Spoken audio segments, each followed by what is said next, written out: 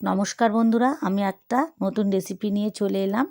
তো মাছ মাংসকেও হার মানিয়ে দেবে এই বেগুনের রেসিপিটা।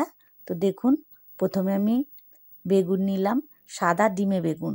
এই বেগুনগুলোকে ভালো করে মুখটা কেটে শাঁসগুলোকে বের করে নিলাম। এই শাঁসটা আমি এই পুরের মধ্যেই দেব। এবার নুন হলুদ মাখিয়ে দিয়ে বেগুনগুলো তেলের মধ্যে ছেড়ে দিলাম। দিয়ে ভালো করে উল্টে পাল্টে নেড়ে ঢাকা দিয়ে একটু আমি ভেজে নিলাম।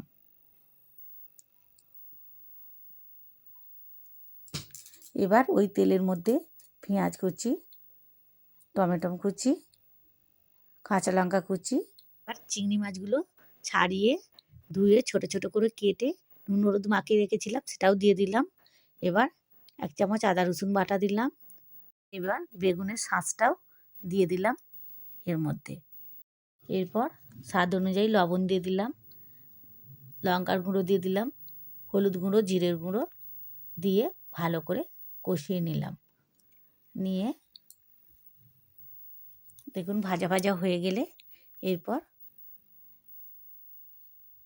মিট মশলা গুঁড়ো দিয়ে দিলাম একটু, আর ধনে পাতা কুচি দিয়ে দিলাম।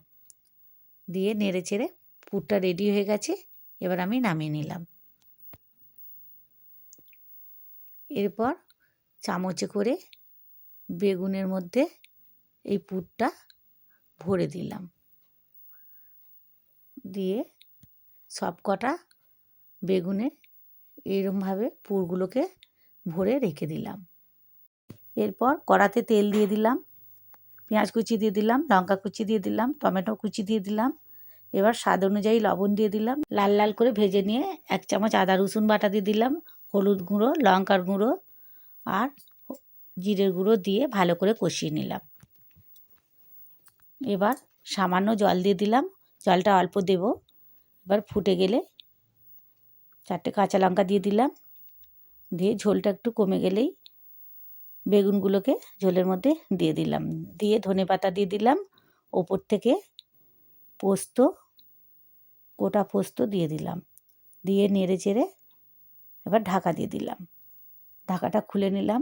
রেডি হয়ে গেছে বেগুনের পেটে চিংড়ির পুর ভরা রেসিপিটা। দেখুন কত সুন্দর হয়েছে। বাড়িতে একবার ট্রাই করে দেখবেন, অবশ্যই ভালো লাগবে। এই রেসিপিটা যদি ভালো লেগে থাকে লাইক, কমেন্ট, শেয়ার করে দেবেন। নমস্কার বন্ধুরা।